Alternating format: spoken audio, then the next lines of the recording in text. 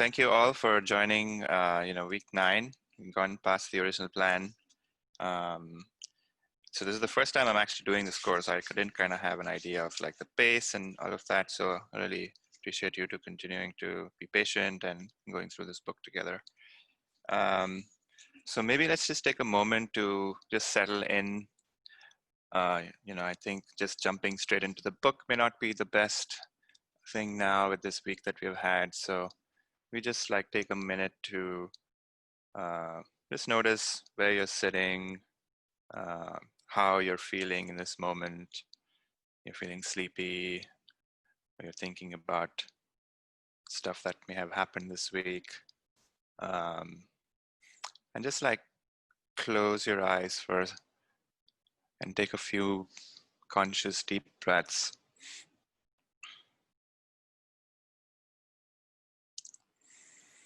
Just feel the breath going into your lungs.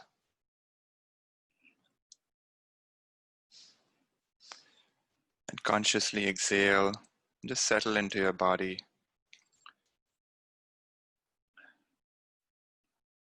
Like something as simple as breathing can feel so good.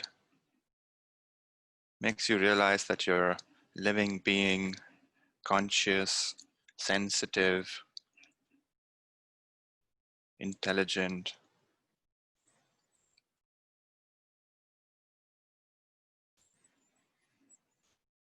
Continue to take a few more breaths, just enjoying, just sitting with yourself.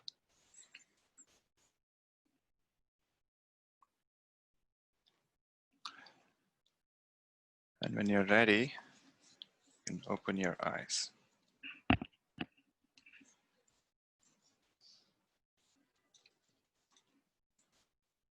Okay, so we are on verse 39, I think.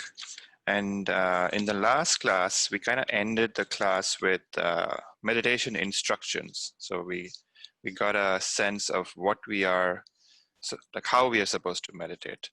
And the book said we want to sit in a solitary place, and then we want to, while we are sitting in that place, we want to not think of desires that we have in this world. We want to forget those things. We want to forget that we are this person that we think we are, and just meditate upon the self and try to notice that if you can see who it is that is perceiving this entire experience, or what it is. And so you're kind of trying to notice that you are pure awareness, that you're just this space of consciousness that is shining and illuminating and touching whatever is in its experience. May it be an emotion, a thought, a physical object. It's just, kind of like a radiant sun, just shining. And it just touches whatever whatever goes by.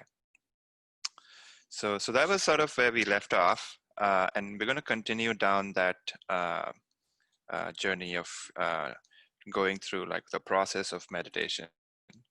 I know we've been talking about it, on and off about subject-object discrimination. We were given a different techniques, but now we are given more about what is it that we are supposed to do in this meditation, and what is the goal. So I'm going to share my screen.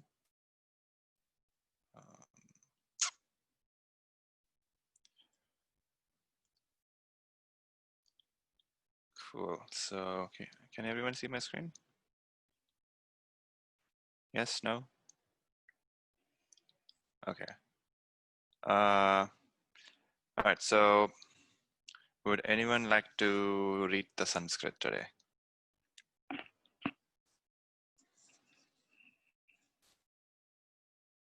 No brave volunteers?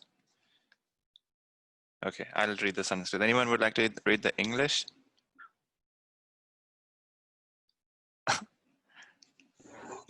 Read the English. Oh, Debbie's reading.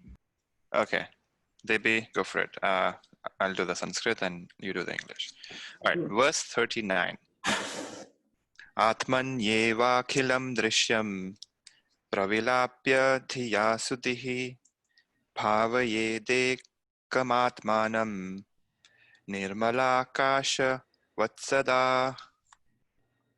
The wise one should intelligently merge the entire world of objects in the Atman alone and constantly think of the self as being ever uncontaminated like space. Cool. So the previous verse ended with, we're sitting in this room, we're closing our eyes, not thinking of our desires.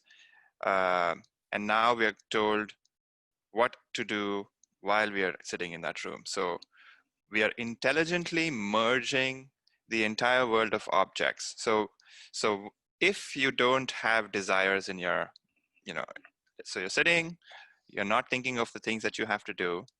What may come up is, maybe past memories. So those are coming up. So if we don't pay much attention to those memories either, they will also sort of start to dissolve. A new memory may come up. You don't give that attention as well. Automatically, that energy of that thought also goes away. So we keep doing that. And what ends up happening at some point is that all of these sort of objects that appear, and here objects could mean thoughts, emotions, the physical are not available to you because your eyes are closed and your senses are sort of not stimulated. So here the objects refer to the mental objects that we have, the thoughts and emotions. So once they start to sort of dissolve as well, because we are not paying too much attention to it, where do they go into? So they get merged into your own self, because the thoughts actually appear from your own self. They exist for a while and then they go back into your own self. So just like if you think about, consciously thinking about a mango, that appeared from nothing, right? Like there's no mango right now, but if I ask us to think about a mango, so let's close our eyes and think of a mango, it has appeared from the self. And now you can think of the mango, you can think of, cutting the mango, and then there's like this juicy yellow mango that you see, and then, think of something else. So open your eyes and look at the screen. So where has that mango gone? That mango has sort of, merged into the self in a way.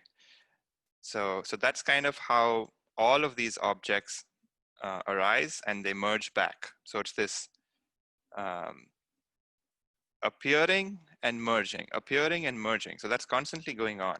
So in meditation, if we can have single pointed attention on the self, which is what is the source from which all of this is arising. And we will start to see that these objects will, are being merged into this sort of context of the substratum, which is the self. And that substratum is like space. Like, in meditation, we kind of have that as a practice to see that, can you feel that this, your awareness is like empty space, and in this empty space, we experience emotion, we experience thoughts, even physical objects appear. Our bodies are sort of in the space as well. Um, so that's sort of the process where you're thinking of the source, you're thinking from where all of these objects are coming out, existing, and going back into. And once you understand the process, as your attention is more single-pointedly on the source, automatically our attention on the objects will start to lessen, and these objects will disappear automatically, because a thought only exists if we give energy to it. So if you have to think about a mango, you have to put in energy to think about the mango, right? The mango doesn't exist outside of you putting energy to that thought. So the moment I ask us to think of mangoes, we can think of a mango. But if you stop putting energy into that thought, that mango is gone. Similarly, any experience that we have in this world, we have to think about it. And we have to constantly put energy into that idea or that experience or whatever we're thinking about. The moment we stop doing that, it disappears for us. You can play with this idea and see that it's true. If you want to think about your boss at work, or if I want to think about what I did yesterday, I have to think about it consciously. It does, and if I don't, it's not available for me. Um, So that's kind of how we want to think about what the practice is in meditation. So we are having single pointed attention on the self, and like we all have experiences in life where we are super focused on some project or some task, and because our entire attention is on that task, our world disappears for us. You could be engaged in reading a book, you could be engaged in listening to music, you could be engaged in just cleaning the dishes, whatever it is. You may for the moment while you're completely engaged, your world has disappeared. So that's kind of how we want to think about this, which is um, while our entire attention has been put on the source, our entire world of objects will disappear, because we will all have that experience that objects arise because we pay attention to those objects, and they disappear the moment our attention on it is gone. Um, and another different analogy is, the dream state or the deep sleep state. When we go to sleep, this entire waking experience disappears for us. When we wake up from the dream, the entire dream experience is gone. And so we can kind of think of that entire dream has merged into ourself. It certainly was an experience when we were having the dream, but once you wake up, that entire dream merged into yourself. Um, and you were untouched by the dream in reality. The dream happened, all the objects in the dream happened, but you were untouched. So that's kind of how I want to think about how you're never contaminated with whatever you are perceiving and whatever we are perceiving. Does that make sense? Any questions about this verse?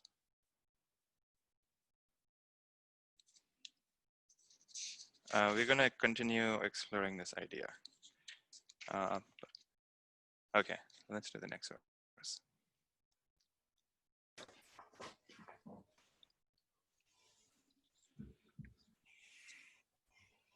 Rupavarnadikam sarvam vihaya paramarthivat paripurna chidananda swarupena vatishtate. He who has realized the Supreme discards all his identifications with the objects of names and forms. Thereafter, he dwells as an embodiment of the infinite consciousness and bliss. He becomes the self. Cool. So, here he does not mean, male. It just is a pronoun. Could be any person. So once you have seen that you are the source and then you are the context, then all the identifications that we have. So identifications here means, I think I am my body. I think I am my personality. Our sense of identity, and all of our sense of identity is in our mind, which is, a bunch of thoughts that we have gathered in our experiences, things that we believe in. No doubt that they definitely affect how we view this world, but they are nothing but some sort of ideas that we have gathered. Like if you lived in a different context or a different culture, your identifications would be very different. So they're all based on experiences and all the context in which you've had those experiences. So those identifications, you will realize, are just these mere ideas and thoughts that you've gathered, and they cannot certainly be you, because it's something which is an accumulation. So whatever is an accumulation cannot be you, right? You have to be something other than the accumulated stuff. So once you have this direct experience that you are the self in this meditation, and while you're, while you have merged this entire world of name and forms, and you have the pure experience that you are just the self, then this becomes a consequence where you discard all identification with objects and forms. So you don't have to practice that, oh, actually I'm not my body, I'm not my mind. This is the true reality of a true experience. You don't have to think about it anymore. And thereafter, that person dwells in the infinite consciousness, because after that point, everything that you or I perceive will be yourself. And then you become the self. It's not like So it's actually even kind of wrong to say you become the self, because you just realize that you always were the self, and you had this wrong identification that you were not, or that I was not. For lifetimes, I think, and lifetimes here could mean like within the same life. I was a child and I had a teenage body, and now I have an adult body. So those things also feel like lifetimes, right? Like it feels like a lifetime away when I was back in India, or I was a lifetime away when I was in school. So, in all those moments, I thought I was my body, I was my personality. And that was a false understanding. So it's not like you somehow gain the fact that you are the self. You have gained something. No, it's just that you have lost, or you have removed false understanding. And naturally, the consequence of removing the falseness is the reality, or the truth naturally, spontaneously is available for you to realize. So that's kind of the process. So keep turning our minds to the source. Keep discarding what is being perceived, or not even so much of discarding, just stop paying attention. So if we stop paying attention to the stuff, automatically they dissipate, because that's the nature of this world.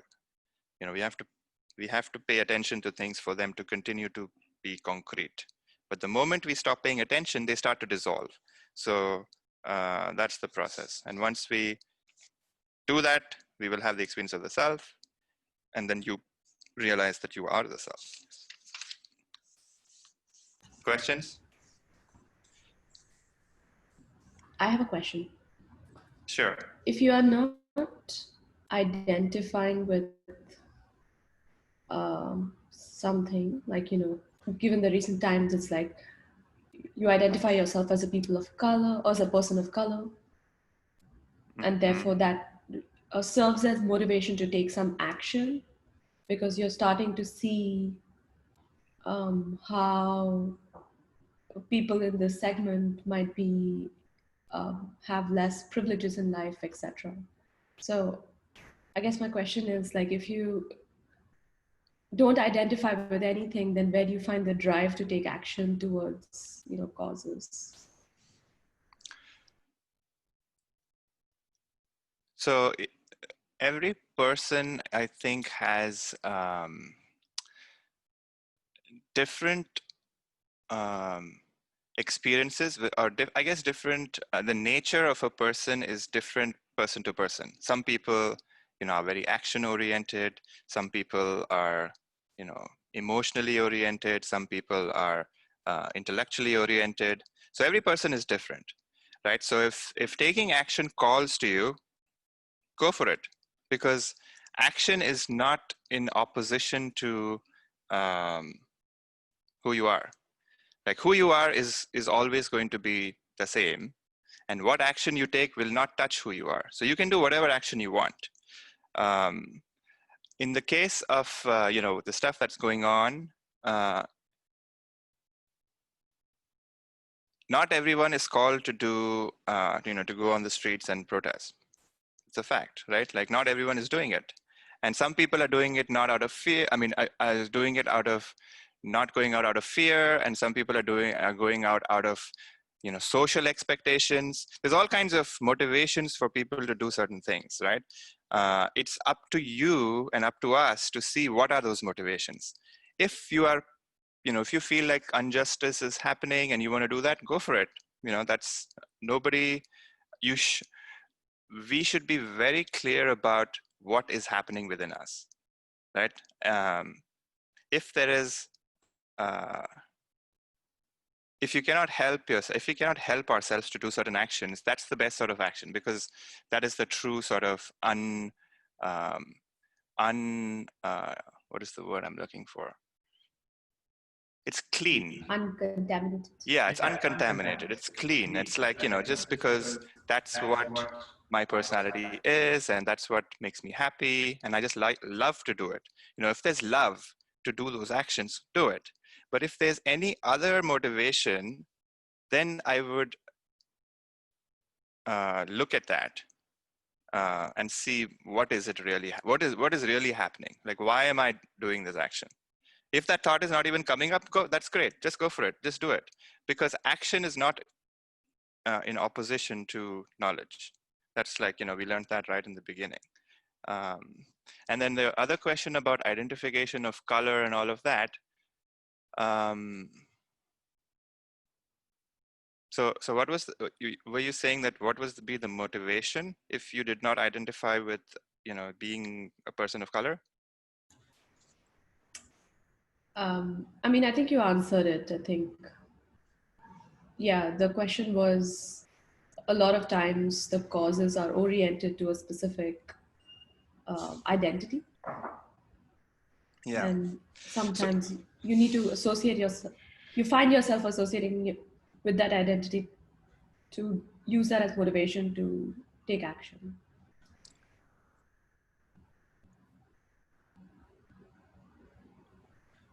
yes, but if we truly want to solve the problem of let's say racism in this case, what would be the ideal solution? What do you think would be the ideal solution? We talked about this yesterday, but I don't know. Does anybody else want to answer? I think, yeah, okay. The ideal solution was, have equity for all Hmm? and not discriminate between based on skin color or gender. But then I think the next question is how do we get there, or how does one get there? And then it still comes back to looking at it still comes back to somebody doing their own inner work. Yep, you're absolutely right. Because I think, racism is not an idea which is real outside of human experience, right? Like animals don't think about racism. It's something that we create moment to moment, right? Like the moment you think of another person that you see as other, then you will start to see how you are different than them. That's happening moment to moment constantly. So this work, what it's going to do, or at least what it's saying, is that once you don't identify yourself as this body, then the thought of that somebody else or something being other than you doesn't even arise. It's like, the clearest analogy is you have two hands. If you don't distinguish between the left hand being better or the right hand being better, right? Because that thought doesn't even arise. You may think about it as like, oh yes, this is my left hand, I'm a right-hander, so like left hand is not as important, but all those are like, rubbish thoughts, right? Like you never even think about whether this hand is better than the other hand. So that's the same sort of idea, that only if we think of ourselves as a certain way, and believe that we are that, then there will be a difference between people who are not like that versus people who are like that. But moment to moment, we are who I was yesterday is not who I am today. Who I was a moment ago is not who I am today. But we use memory to kind of hold on to things, and and for hundreds of years and thousands of years, we still think of things that happened 1,000 years ago and hold on to that even today, and we're not able to let go of it. And what are we doing? We are recreating the same pain again. We are recreating the same pain again. It has happened lifetimes ago, but we are still holding on to it. So why? Because it takes a lot of energy to continue to create things again and again and again. So if we keep creating the same things again, we are still going to carry it forward. And what somebody did yesterday does not matter. We have full potential of the now. If we think of it as, now I'm going to change everything. Now I'm going to be, whatever you want to change in your life. You can say, not from tomorrow, not from next year, now I will be kind to this person. Now I will not feel scared when I'm in this situation. Now I will know this. You have the moment to do that right now. And every moment you can do that. And of course, the past has a lot of energy that sort of tarnishes your current experience. But if you can just see that the past is the past and it is not real in that way, it's definitely an experience that we sort of remember, but it's not the same, right? If we see a person who harmed us 5 years ago, that person may have completely become different and become an angel, but our memory will prevent us from seeing that, because our memory is is about something which is in the past. And so we all need to realize that the past is not helpful most of the times. It's certainly helpful sometimes, but most of the time it's not, and it becomes a barrier in seeing things clearly.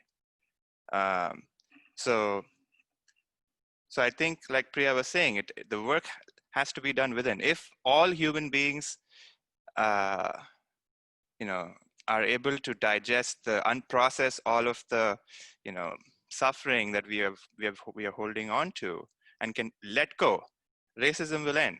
In fact, racism is just, I think we were having this discussion in the beginning. Racism is just one aspect of human corruption. There's hundreds of things that happen in this world, right? Wherever there's power and wherever there's ignorance, there's going to be people who take advantage.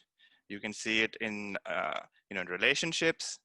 You can see them in, a parent and a child. You can see it in any situation where there's a power difference. It has nothing to do with race. So race is just one aspect of it. It's just human hearts have the capacity to be corrupt, and it manifests as racism. It manifests as child labor. It manifests as all kinds of things. So that's what we want. That's the work that we have to do. If we change ourselves, then our world will change for us. And then from that standpoint, we can try to make a difference. And whatever calls to you will come out to you. And you will be good. You will identify what is the best way in which you can make a difference. And you don't have to look in your, right now, suddenly there's a movement. Sure, it's great that, this is happening and, we need this. But this is not going to solve racism, right? Racism has, people are carrying on racism for 400 years. And 2 weeks is not going to fix it. So we have to see what is it that how am I contributing to racism, right? And what are some of the things that I am doing? That's kind of how I like to think about it. Does anyone have any other thoughts about this? I certainly don't have a solution to racism, but I kind of have to just think of how can I change myself so that at least I am not a carrier of racism. And we do this moment to moment, every moment we have the potential to be racist. Every moment we have the potential to not be racist. And we have to be conscious of what we are doing moment to moment.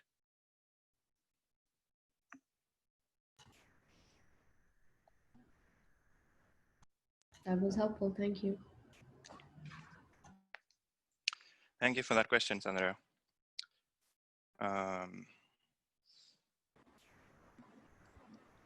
Did we do this verse? I forget. Yeah, we did. Okay, so we are.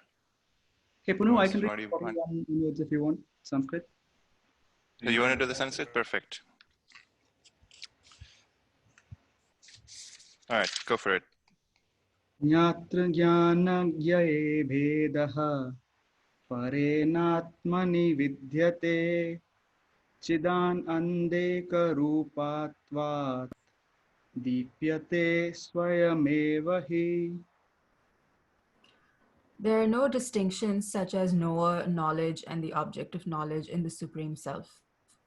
Since it is of the nature of homogeneous consciousness and bliss, the Self has no such distinctions within itself. It shines by itself.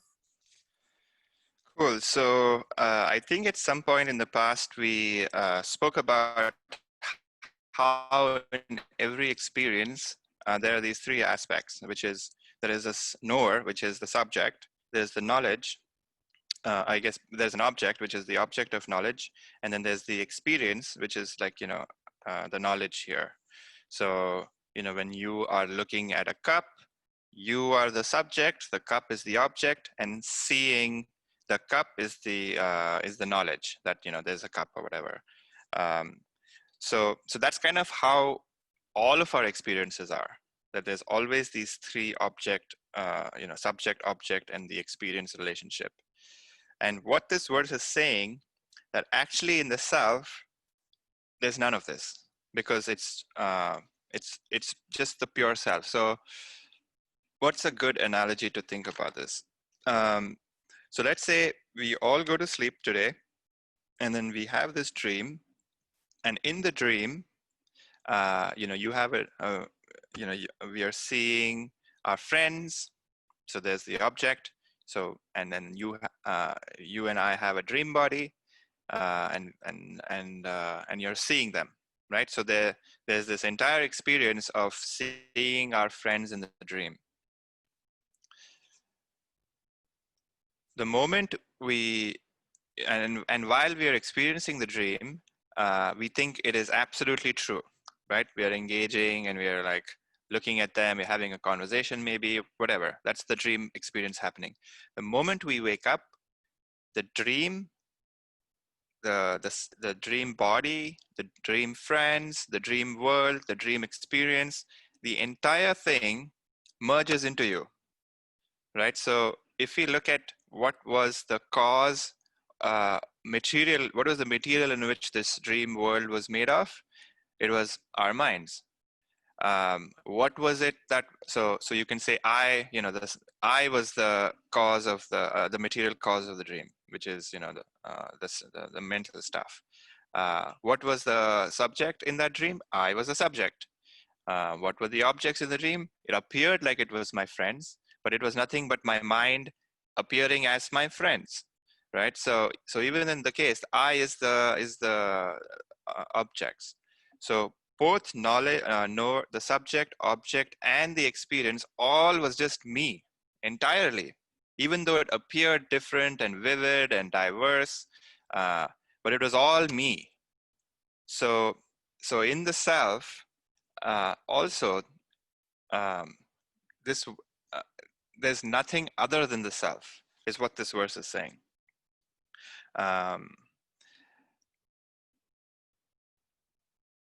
And there's no distinctions, is because, like, you can say, even though it appears that, I had my friend from school, my friend from work in my dream, they certainly appear different, but they were made of the same stuff, which was me. And how, and the last part says, like, it shines by itself. Like, did I need something other than myself to be able to experience the dream? Did I need like a different person out there whispering in my ear that this is happening in my dream? No, I was able to experience it completely by myself. It was a self-fulfilling experience. Like, I didn't need anybody else. I can just create the entire dream myself, experience it, and enjoy it. So it shines by itself, because the self has this consciousness. The self is conscious, and it has this ability to shine on stuff, and we can perceive it, and we experience it. So that's kind of how we want to think about the self. And there's nothing other than the self in our experience. So all the whatever physical objects that we experience in the waking state are all our impressions that are telling us that this is a car, this is a world, this is a door, this is a bottle, this is a laptop. Like, those are all our impressions that we have gathered, which are telling us that this is, that's how we are sort of identifying this world and making a mental model of it. But those are all just words that we use. But if we were to, like, drop all of those words and constantly we are identifying, we will just experience this entire world like a dream. So, for example, in the dream, it's funny, like in dream, we never have we don't ask ourselves existential questions in the dream. Like, why is this happening? Why is my boss being an asshole? Or like, why is my relationship not working out the way I want it to? Those are all questions that we ask in the waking state. In the dream, we just experience the dream like it's like a movie, right? We're just engaged. All of this is happening. It's only when we wake up, or at least that's how my dreams are. Maybe somebody else can share their experience. But when I wake up, I'm just like, oh, this happened in my dream. And that was kind of strange. But while I was in the dream, I was completely engaged in the dream. And it all felt so real and vivid. So this question, this ability to like question things and all of that only happens in the waking state. And that's because we have a misunderstanding of what we are experiencing. And here we are saying that whatever this entire world is nothing but the self as well. And there's nothing other than the self. So you can say that, the awareness that is in me is the same awareness that is in you. It's the same awareness that's in a living plant. It's the same awareness that's in every animal in this world. So the same divine spark that I have is the same divine spark that you have. Pure awareness. What that is illumining may be very different, but the entire experience of being aware, the entire experience of being conscious, the entire experience of perceiving is the same. How we perceive it and what identifications we add on top of everything, that is going to be very different, from person to person. Or plants, for example, don't have, let's say, an intellectual nature. Like they cannot like imagine things. They certainly have a sensitive nature. They may have, there's like experiments that people are doing that plants actually have an emotional nature and they have memory, which is obviously not as developed as a human mind, but they certainly have some mental nature. Animals have a mental nature. Dogs are sensitive. You yell at a dog, the dog can feel your anger. So like there's like all sorts of like material differences from different forms of life. But the spark of life, the spark that makes the dog alive is the same spark that makes me alive, same spark that you alive. So that's kind of like, once we see that, then this entire world is nothing but that spark. And all of the other identifications, like the identifications with the mind, with the body, all of those disappear. So that's the essence of this verse. Any questions about this one?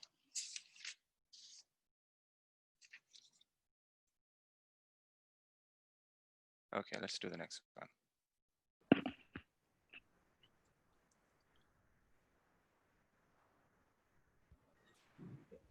एवमात्मारणौ ध्यानम् अथने सततं कृते उदितावगतिर्ज्वाला सर्वाज्ञानेन धनं दहेत्. Thus, when the lower and higher aspects of the self are churned together, the fire of knowledge which is generated shall burn down all the fuel of ignorance. Cool. So here we're given sort of the process and the consequence of what we're doing. So, the lower aspect of the self here is like the mind. So the problem is in the mind, which is, I think I'm a person, I think I'm this limited body, and this is where all my problems are. And the higher aspects of the self is that it is, it is shining, it is without characteristics, it is pure, it is without dirt. All these sort of characteristics we've been learning in the last few classes. And what we're doing is, like there's this beautiful, like, I don't know if you've seen this show called Man versus Wild, like this person who used to go out in the jungle, used to light fires. And one of the ways of lighting fires was, there is two I think, pieces of wood, and then there's a stick that you kind of have, which joins these two pieces of wood, and you kind of like spin the stick, and because of the spinning, there is heat that's being generated, and that heat creates this small I forget what it's called, this burning piece of wood, and then that's used to light the fire. So that's kind of like this image that is given to us here, that there's this lower aspect and then there's a higher aspect, and we need to churn these together.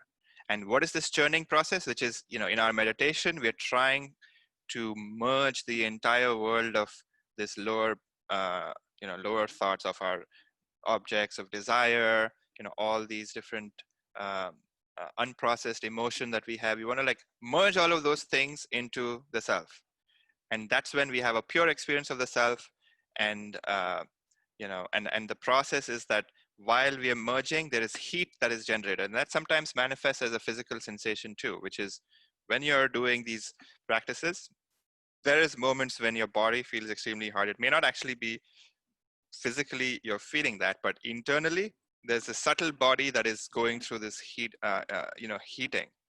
And what's happening is these sort of vasanas and these egoistic impressions are literally getting burnt up. And when these vasanas are all burnt up, finally, you will have an experience of the self. So all of our practices that we're doing, this meditation, subject-object discrimination, all of that is burning vasana. And having the thought that I am the self, I am the Atman, I am Brahman. Those are thoughts that will burn vasana. And, because in moments where you think you're a person, if you can step back and say, actually, no, I'm not going to jump into this thought and get, washed away by this thought. Instead, I will think about or just notice that I am Brahman. And what that's doing is this thought that is, so juicy and so ready to jump into, we can sort of step back and not give more energy to that thought. And then because of the process of doing that, the energy of this thought is going to fade away. And we have to, keep doing that until this thought no longer bothers us. And so that's the process.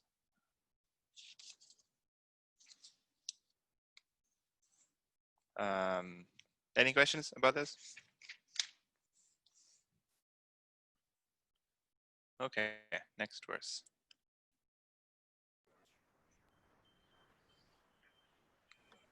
अरुणेनेव बोधेने पूर्वं सन्तमसे हृते तत् आविर्भेव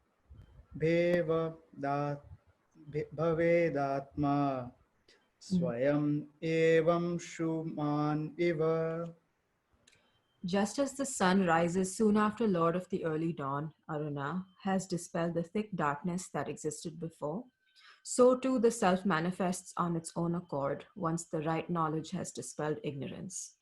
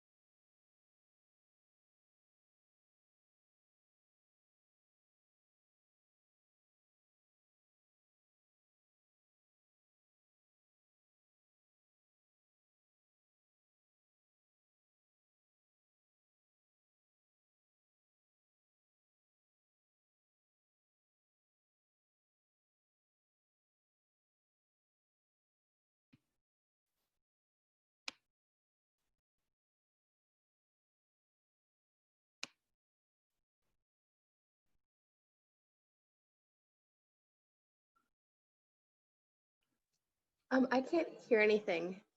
Maybe you're on mute. Oh, sorry. Can you all hear me now? Yeah. Yeah. Sorry. I was like, I bet you're talking and we don't even know. Yeah. Yeah, I don't know what happened. I think my internet died out for a second. Oh, okay. All right. So Varun, do you want to read the second line again? I think I couldn't hear you after the first line. Can you share your screen again? Oh, yes. Sorry. Thank Do you. you want just the English, Punu? Okay. Let's just do the English. Okay. Do you want me to read it? Yes, please. Just as the sun rises soon after Lord of the early dawn, Aruna, has dispelled the thick darkness that existed before, so too the self manifests on its own accord once the right knowledge has dispelled ignorance. Cool. So here a doubt may appear, which is, all right, so I have all these practices, very good. I'm doing them every day. But then when do I stop? Right? Like, when is the end? Like, does it even end? What's going on? Like, how long am I supposed to do this? And the answer is that, it is a self-fulfilling prophecy, which is you will have the direct experience of yourself, and then all doubts will disappear, because um, all these right now are ideas that we are being presented with, and intellectual understanding is good, but then that's not what this work is going to give you. We want to have a direct experience of the self, and if we keep doing these practices, what's going to happen is, the analogy here is just like the sun rises, automatically the darkness is dispelled. You don't need another thing to dispel darkness after the sun rises. Just the fact that the sun has risen means that darkness is going to be gone. Similarly, here in this work, the moment we lessen our vasanas, which is the egoistic impressions that we have gathered from all these past experiences that we have had, as we start dissolving these vasanas, automatically the self will you will see the glories of the self, because it is shining right now. Why do I not see it right now? Because there is a thick wall of vasanas that is in front of me, and it's my attention is on my thoughts, on my emotions, on my past memories, on all these things which I consider as real, as some sort of like uh, um, true, if true things which I need to spend my energy on. You know, once we see that, no, it's just a memory, it's just things that is coming up, and I have the power to not give it more energy. Those things will start to fade away, and once they start to fade away, and once the magic of this vasana purgation starts to happen, automatically the light will shine through, because that is the nature of the self. It's like, there's a thick curtain in your room and you cannot see the sunshine outside. But if you have a thin curtain, which is like, translucent, we all have those kinds of curtains which are like, like very thin, and they allow a lot of light in. Like, if you have that, then even if you have a little bit of vasana, but the light will start to shine through. And once the light starts to shine through, you will then, more energy will be created to get the light even more. So it's like sort of this circular avalanche of sorts that starts happening. The first, in the beginning, a lot of energy needs to be put in to kind of start to poke holes in this thick cloud. And once, like, light starts to flow through for moments, then you will see that, whoa, actually, the light is there. I saw it for a second. I'm going to try again. You see it for another second. You're going to see it for another second. So that's kind of how we develop this energy for this work. Because, this work, just like anything in this world, you want to get good at something, you have to put in energy. So this work will also, the good thing about this work is that the energy will come as a consequence of doing this work. Because you will see that what you're looking for is right here. And once you start to have glimpses of that, then the energy to, like, put in more energy will automatically happen. And once that happens, the darkness will, this cloud or this wall will dissolve. And once the wall dissolves, the self is shining through. And then you may have more experiences in this world that may, remind you of something in the past and all of that. And they'll just appear as like momentary, like, clouds. And then you can, blow the cloud away and then it's gone. So you will then have more control on how you feel moment to moment, because you know who you are, and you know what this world is, and this world won't bother us or grab at us as much as it used to, and that's the promise of this work. So once we have the right knowledge and the direct experience of that, ignorance automatically gets dispelled. So that's the method, and that's the process. Questions?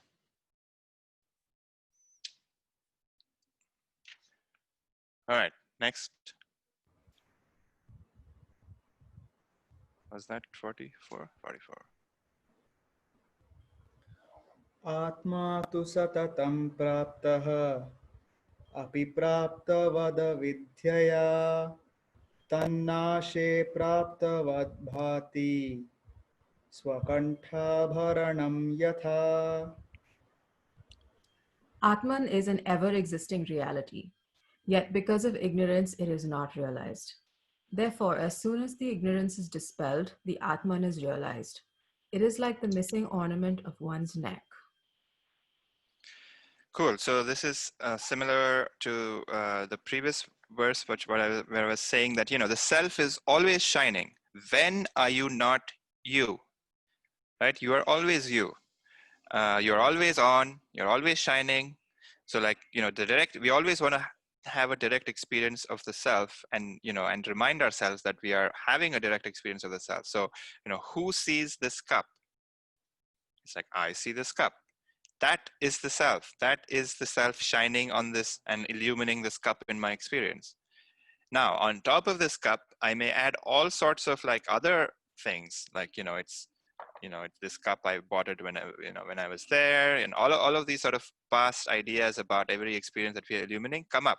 And on top of that, and then our minds tend to grab on to one of the thoughts that we may have about whatever we are perceiving, and then we are lost. Now we are living in a dream world of our thoughts.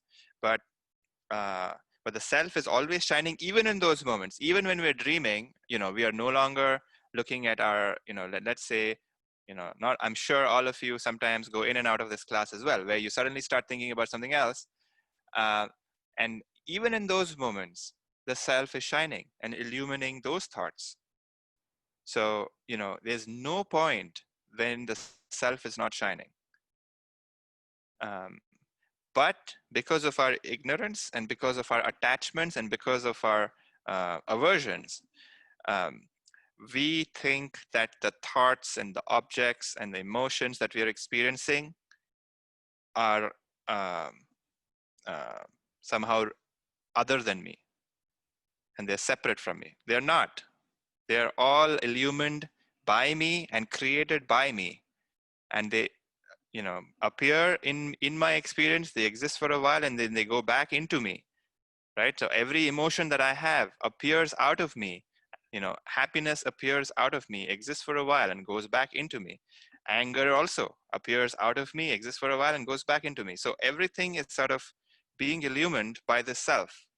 And that's the context of our entire waking experience, context of our entire dream experience, context of our entire mental experience as well. We could mentally be dreaming right now, and that's the context. The self is shining and illuminating even that. So the ignorance is the cause for not seeing that. So it's kind of, so the analogy here is like, the one of the missing ornament. So let's say I have a necklace and I'm trying to find it, and I just cannot find it. So I'm going everywhere in my house, opening every drawer, trying to find this necklace, and I can't find it. And I'm going, oh my God, I can't believe I can't find this necklace. And then I check my neck, and it's been there all along. So that's kind of how this is as well, which is I'm looking for stuff outside. I'm looking for happiness outside. I'm looking to fix the world outside because I think that's where happiness is, that fixing stuff outside is going to make me happy. Not realizing that what I'm looking for, I'm looking with. Wherever I go, that's where I am. So I can fix stuff outside, but that is only temporary. And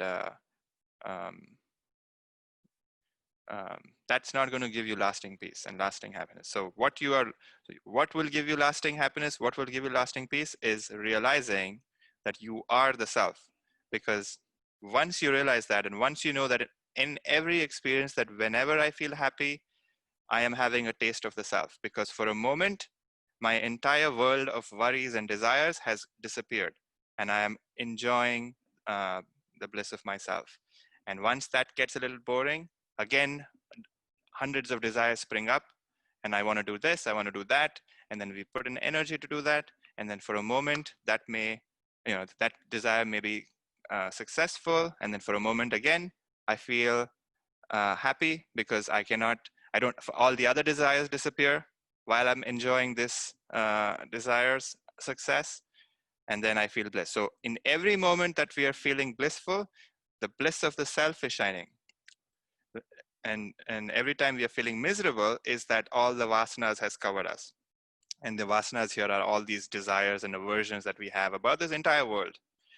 Moment that clears out, we feel blissful. Moment it comes back up. So we're constantly experiencing this. So even in moments when we are feeling miserable, the self is shining and illumining the misery.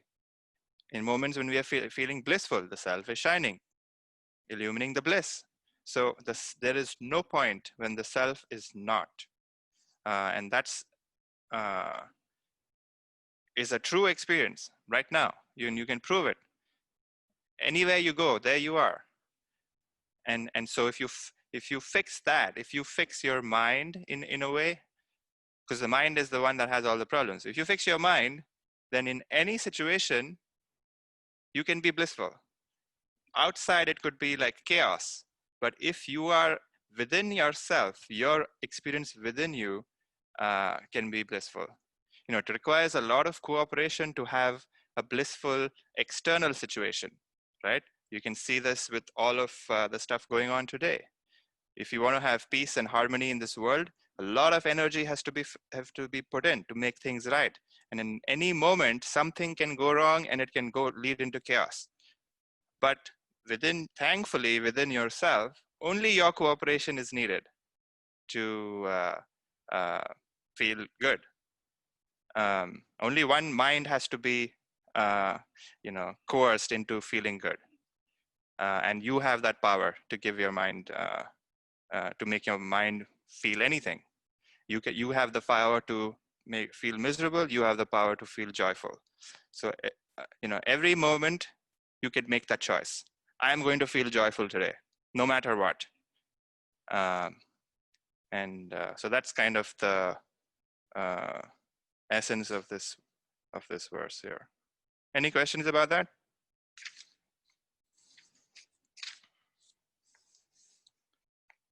Very quiet class today.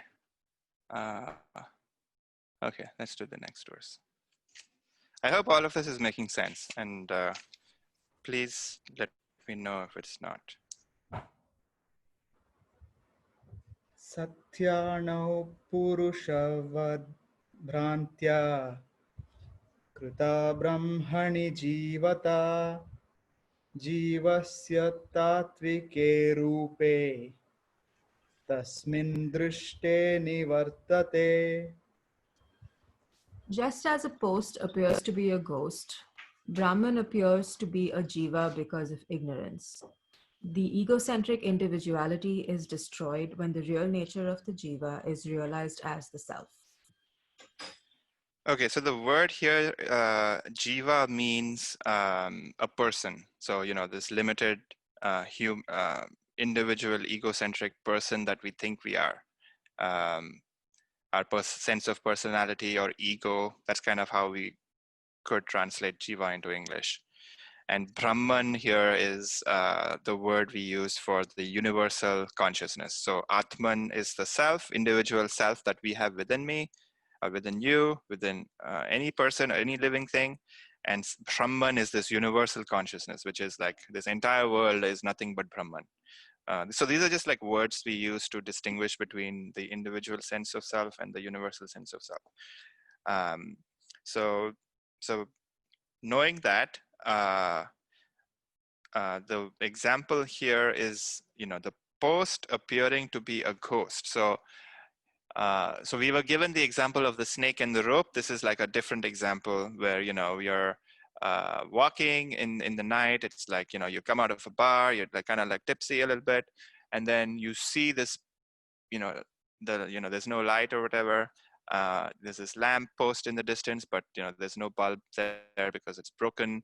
And in the distance, it appears as a human being, and you're feeling a little scared because you're alone and you're on the street, and you may imagine all sorts of stuff about this human that you're seeing, right? So where this person is potentially armed, dangerous, may kill you. You may want to call your friend. You're thinking about all these things, and all of these experiences happening to me right now. And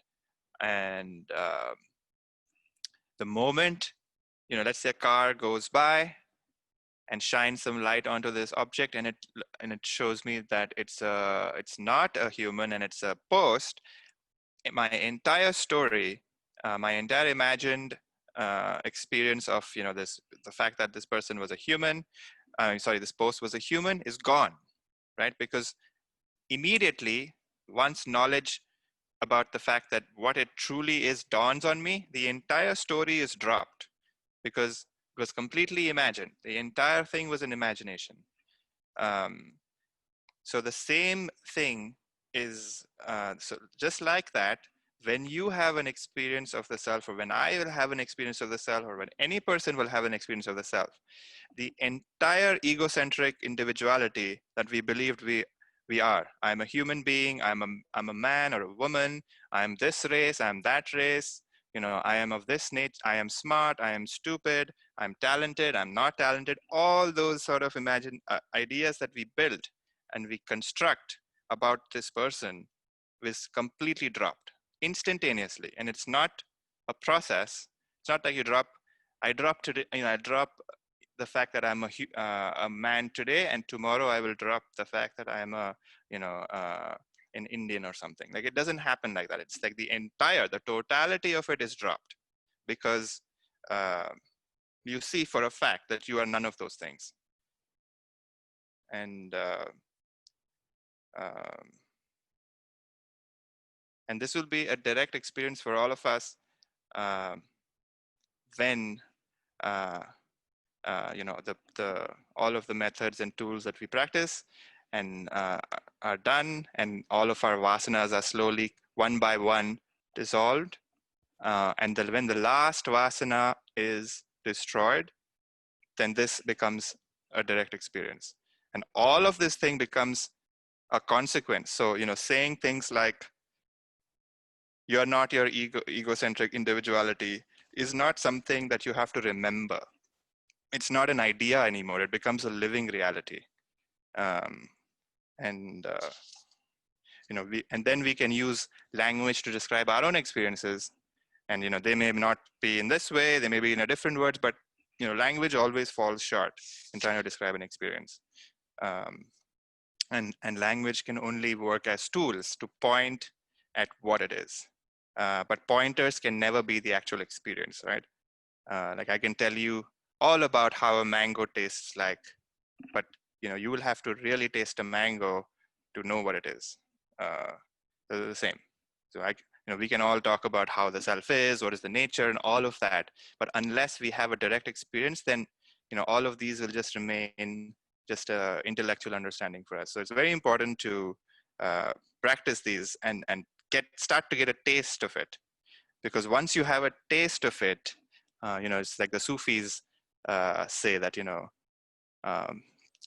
once you have a taste of the Lord, when you can taste the love, then the love will automatically start to manifest. And I hope, that becomes a reality for all of us, which is we all can start to taste the juiciness of our own self, the bliss of our own self, where, we become, wherever we go, we're just blissful, because that is something that is available and a possibility for us. It's a fact. It's a possibility. And if we put in energy, it will be a reality for us. Any questions about this? Very important verse as well.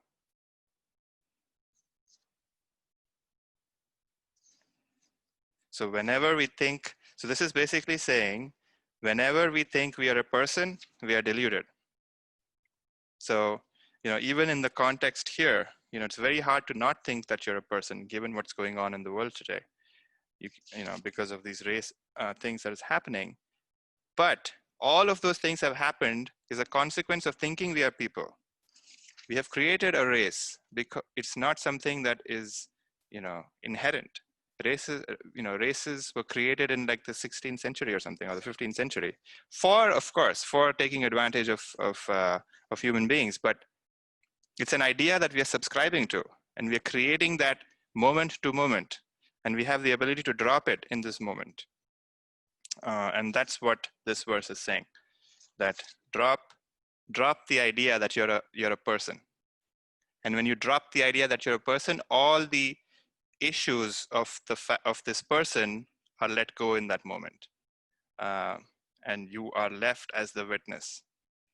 And from that standpoint, we can then act and then do whatever action is necessary. So, if somebody is doing an injustice, stand up for it if you can, if you have the ability to do that. But I think it's not. Actually, that's all I'm going to say about that. Like, if you have the ability to do things, do actions, and they call to you, go for it. But see if we can do it from a place that you are the self and you're not the person. Because the moment we think we are the person, all of our experiences and memories of the past influence our actions. And we want to do actions without any of those influences. And then those actions will be much more effective, I think, in my personal experience, that when I do actions from that place, mostly those actions are way better than when I do them from a sense of, thinking I'm this kind of a person. Any questions about this?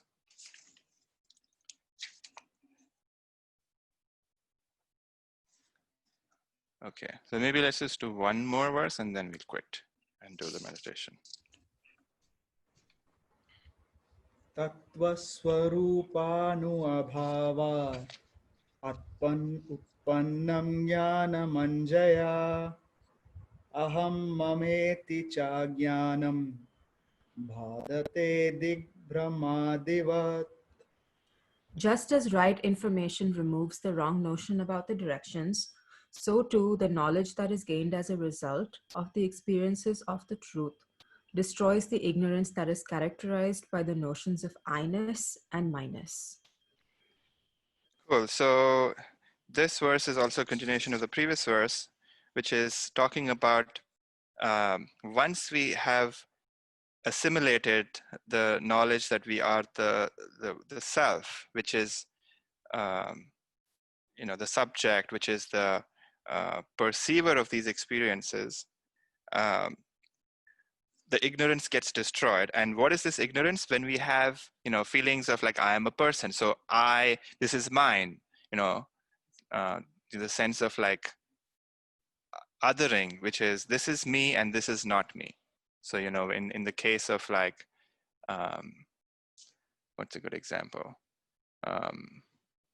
When you're driving your own car, you bump into somebody, my car got damaged and the other car is responsible for it. So there's again this birth of like minus coming in, and because of this minus and I-ness, there is pain and suffering, because I identified that this is my car and somehow I have been damaged and somehow I am going to suffer.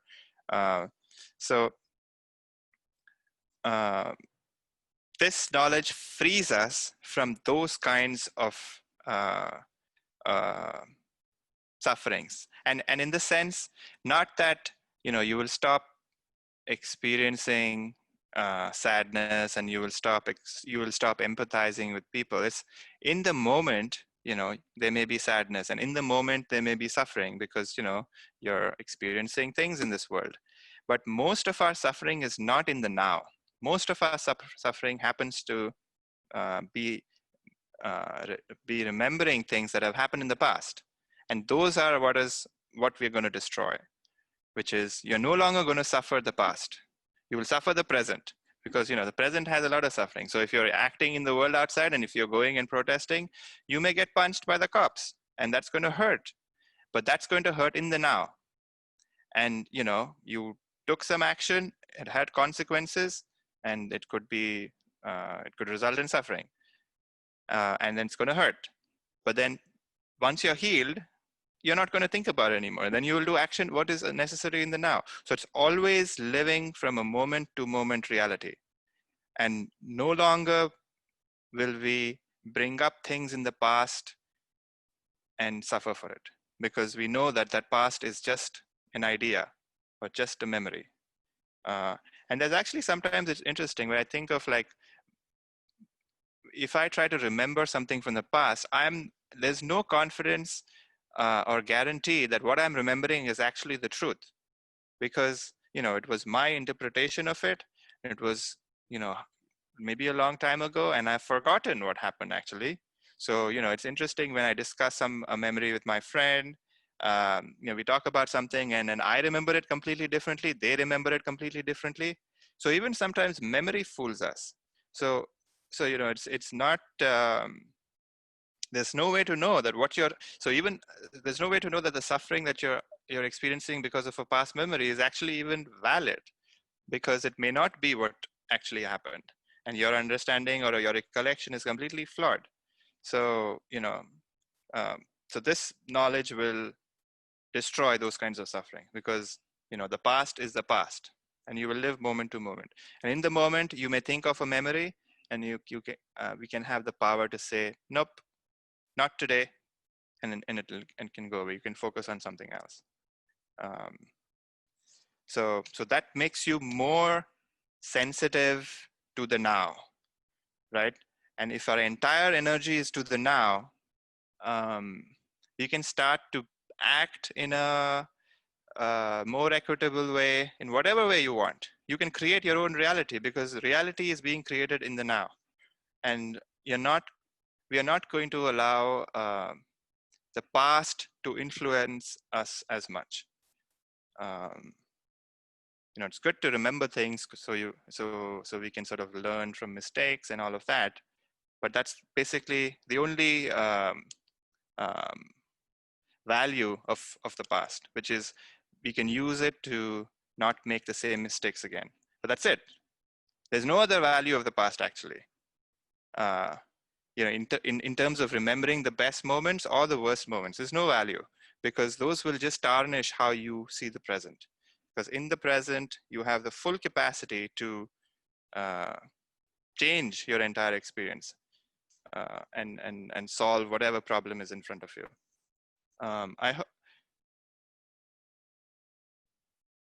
Yeah, maybe let's open this up to like anyone has any thoughts or conversations. We covered a lot today. I hope this made sense.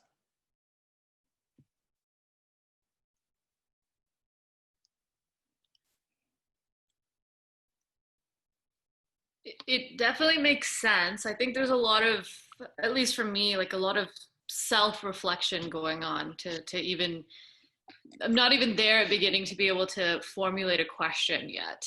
It's okay. A lot of, thinking about how this applies to oneself and in what ways we've experienced, or at least for me, in what ways I've experienced exactly what you're talking about.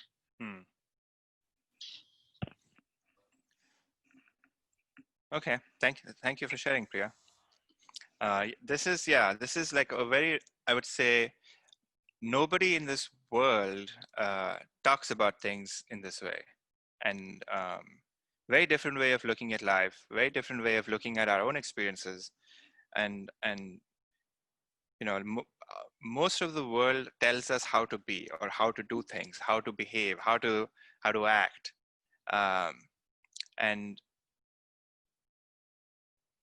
all of those ideas come from a certain sense of like morality or duty and all these things. But this work is saying, forget all of what the world is saying. You are perfect as it is. And once you see that, whatever actions you do will come out of a sense of spontaneity, which will come out of a sense of what is needed in the moment, and you will, and we can start to trust ourselves more because of that, and not think about whether we are doing the right action, whether we're doing the wrong action, because that thought doesn't even cross the mind, because we were not looking to protect our egos. We're not looking to appear a certain way. Those are all sort of destroyed. And then from that place, whatever action we do will be natural. It's like, I always like to think of a plant or a tree growing. Like, there's so many different kinds of trees out there, and each tree is unique and beautiful in its own way.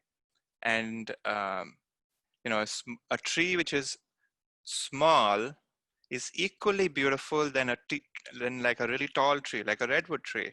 And a small tree does not try to be like a large tree, right? Because the small tree's nature is to be that. But we all are given messages in this world that you have to look like this, you have to act like this, you have to post things like this, you have to have certain opinions. And those are all messages, and those are all somebody else's expression.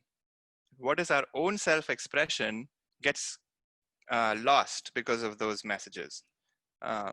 So I think it's this, this is a subjective idea, which is, if we get rid of all of stuff that we have absorbed, or at least we have the ability to put it on the side, what our own self-expression is will naturally manifest. And we will start to trust that, and we'll start to act from that place. Yeah, that's all I have to say about that. Cool. So we have. Hey, Puneet, I have a question. Hi. Hey, Zara. This goes back to like the verse 45, Mm-hmm. which is like, so I'm trying to understand a little bit how removing the individuality can kind of really help us go forward. And it's, I guess I'm a little bit struggling to phrase the question, but it really comes down to like, if we remove all of our attachments and convictions, Mm-hmm. how do we have something to keep us going on, and how do we have something to hold on that would push us to, fight for what's right or wrong, or kind of stand up for ourselves? Right. So what did you mean by convictions? You said attachments, so I understand that. I didn't understand what convictions are. It's like opinions, or kind of things that we're holding on to, like. Yeah.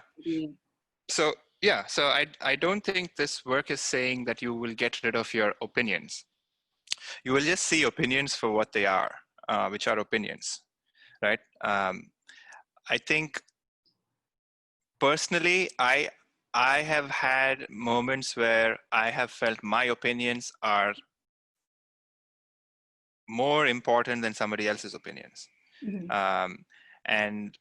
And almost to a point where I think my opinions are, I believe in my opinions, where what I think is true and what somebody else thinks is false. And that's where conflict arises, because then I want my opinion to be the only thing that is true. And the other opinion is not as true as mine. So I think this work is not saying that you will no longer have opinions. It's more about giving the right weight to the opinions, which is, it is just an opinion.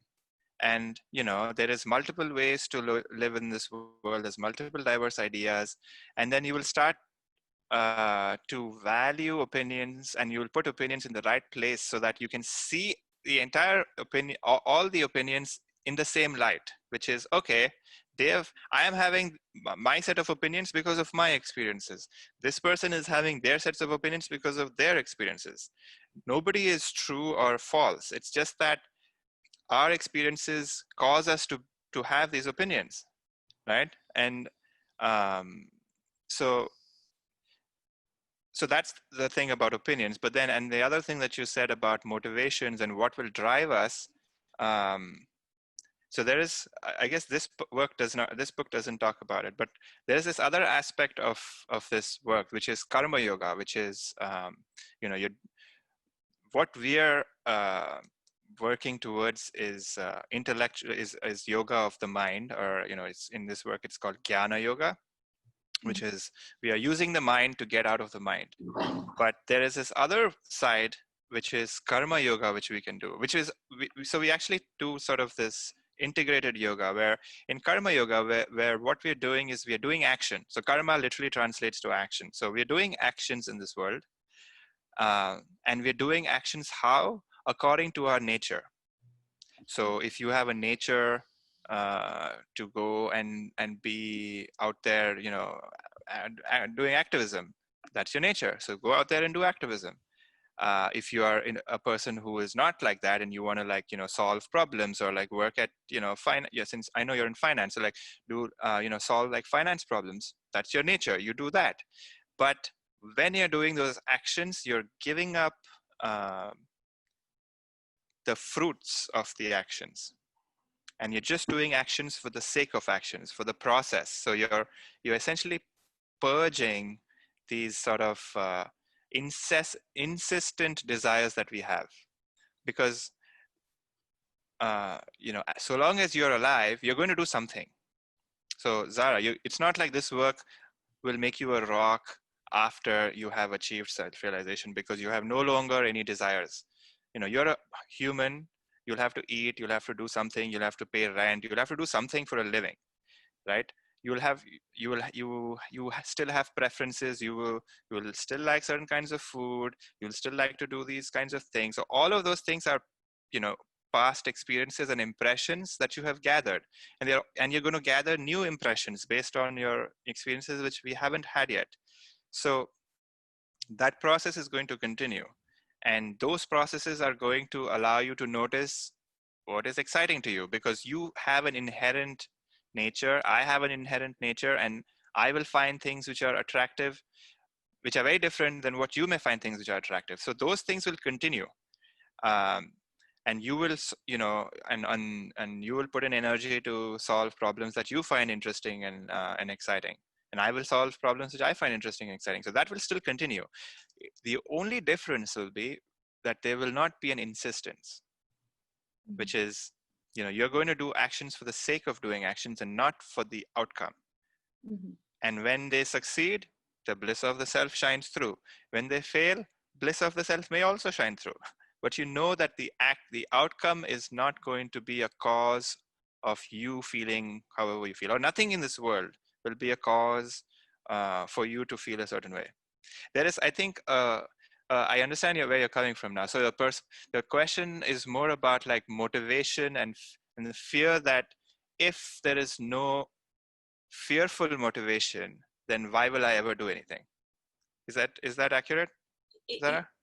Somehow, and it goes back to even what Sound said earlier today, right? I mean, if you don't feel if you remove kind of the injustice of racism and things like that kind of really drive you and provoke strong opinions in you, how do you fight it? How do you continue to stand up for yourself, right? So whatever, I think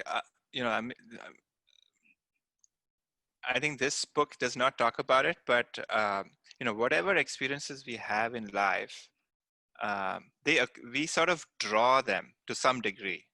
Mm-hmm.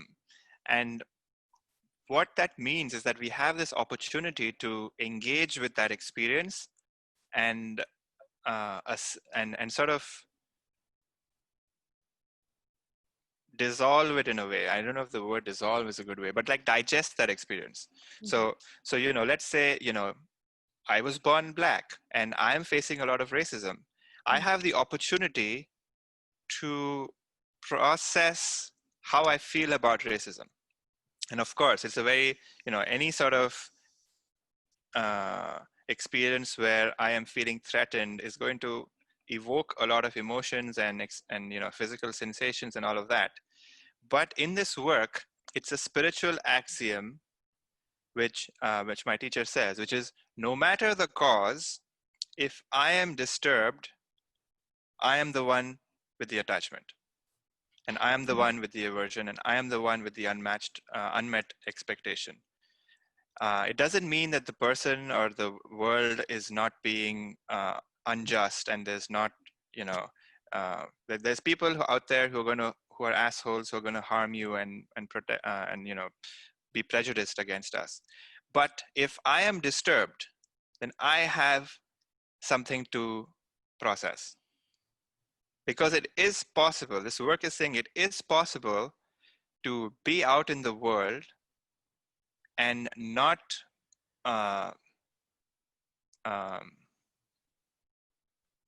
disturbed, in the sense, not keep remembering that incident and being disturbed.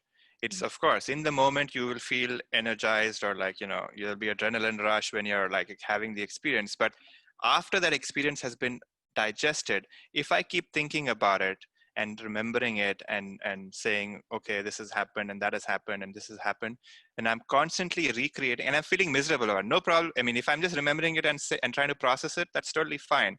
But if I keep remembering it and recreating that experience for myself again and feeling and suffering because of it, then I'm attached to that.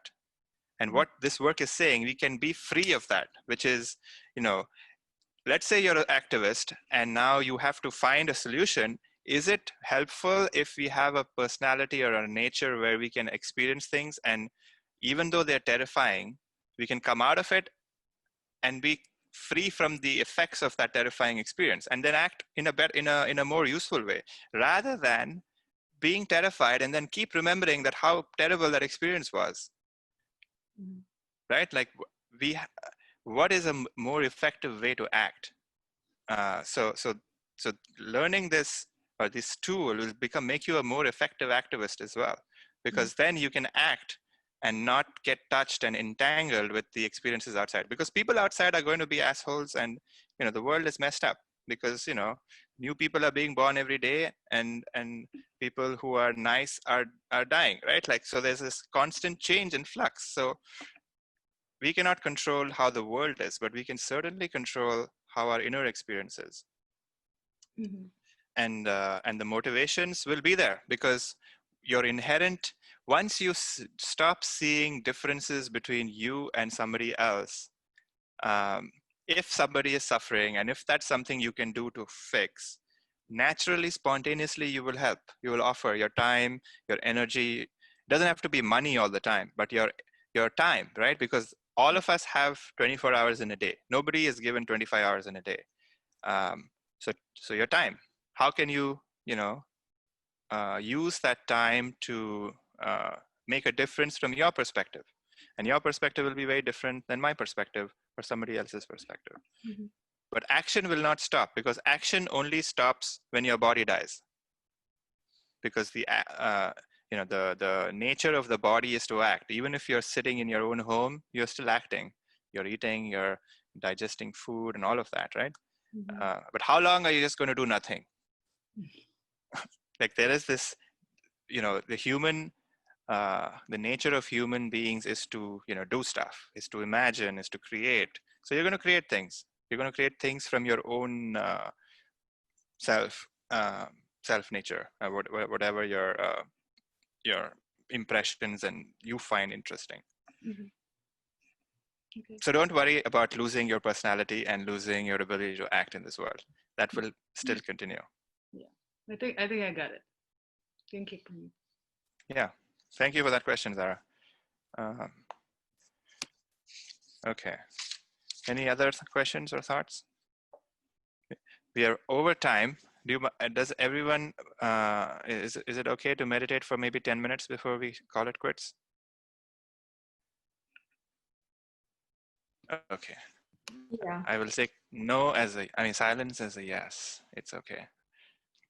And feel free to drop off if you have something to do. Completely fine.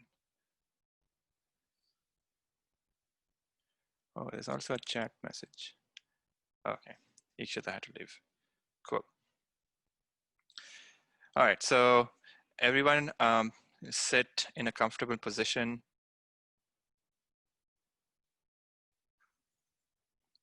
Close your eyes. Make sure your head, neck, and back are straight, and your head is gently resting on your shoulders. And start by taking a few deep conscious breaths. Take a deep breath. And when you exhale, just relax your body. Take another deep breath. And when you exhale, relax even more.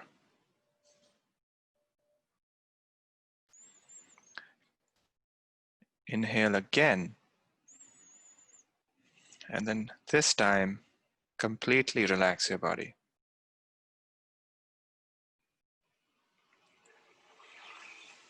See if you can notice that the breath is an experience that you are illumining in your awareness.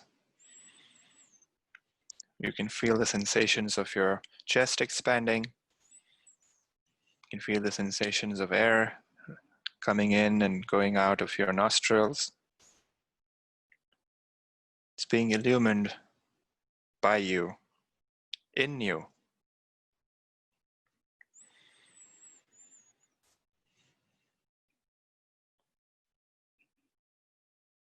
If you're having any thoughts about stuff that you may have experienced in class, any thoughts or memories that are going by, they are also being illumined in your awareness.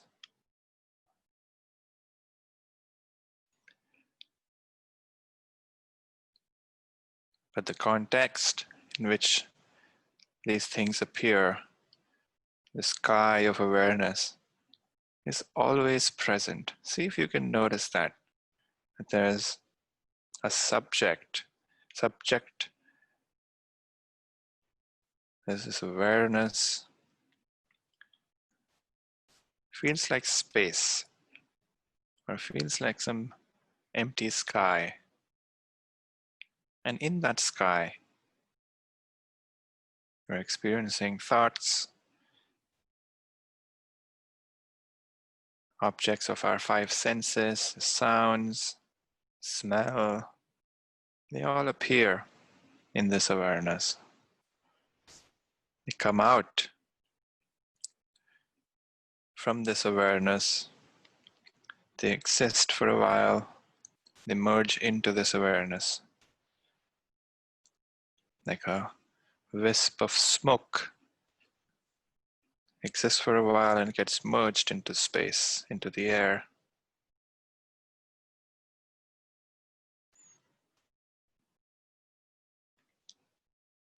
You want to keep paying attention to this conscious, pulsating awareness that we are.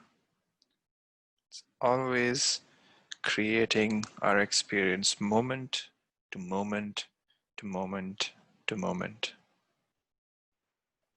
The experience of the previous moment is no longer available, and this new moment is being created for you again and again and again.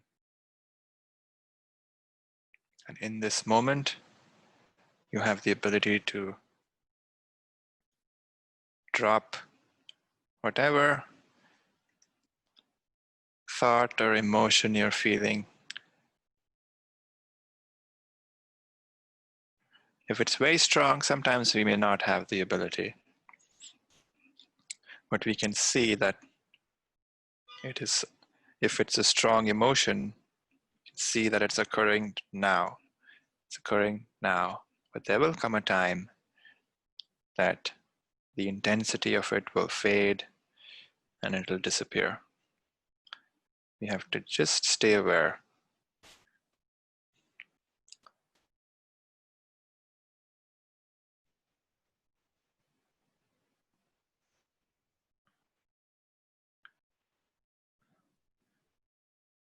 If you can get a sense of this empty sky of awareness, it's good. Stay there. Keep noticing it. If you can't, that's okay as well. You want to just keep remembering that we are the subject and these are the objects. And whatever objects we are perceiving, we are not the object. Neti, neti. It is not this. It is not this. So I am not this. I am not these thoughts, not these emotions.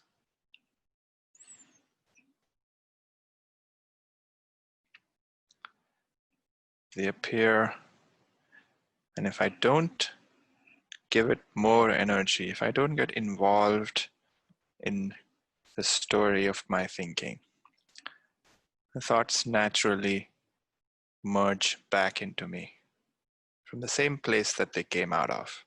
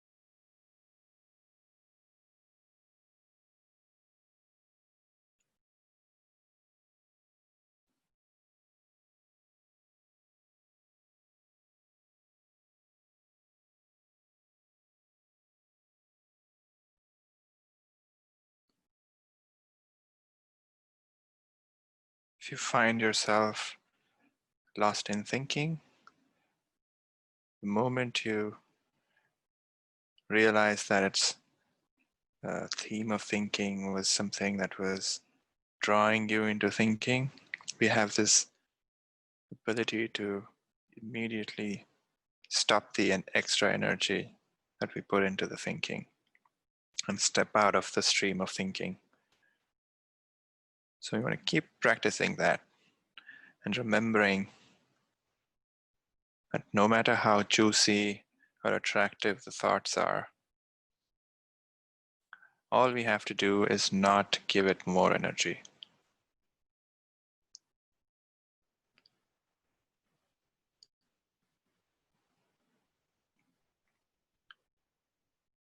By doing that, the power of those thoughts are getting weaker and weaker.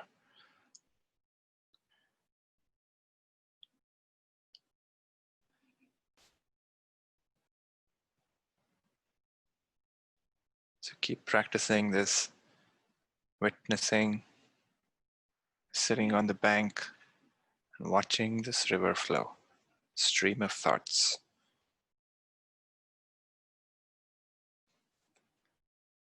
Keep reminding yourself to sit back, not jump in.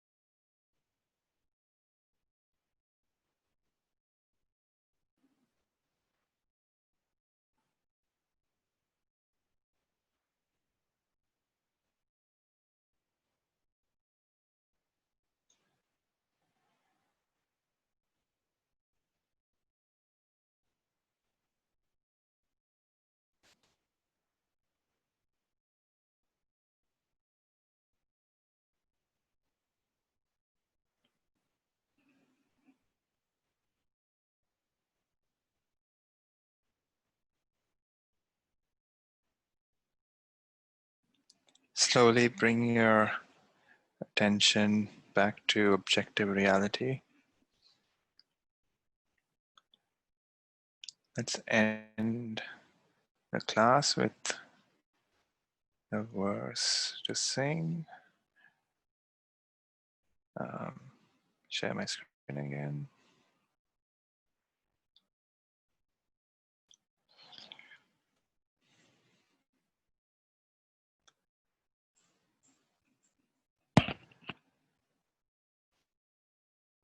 So if you want, you can join me, or you can just listen as well. Yogarato va bhogarato va Yogarato va bhogarato va Sangarato va Sangavihina Sangarato va Sangavihina Yasya Brahmani Ramate Chitta Yasya Brahmani Ramate Chitta Nandati Nandati Nandatyeva Nandati Nandati Nandatyeva Nandati Nandati Nandatyeva.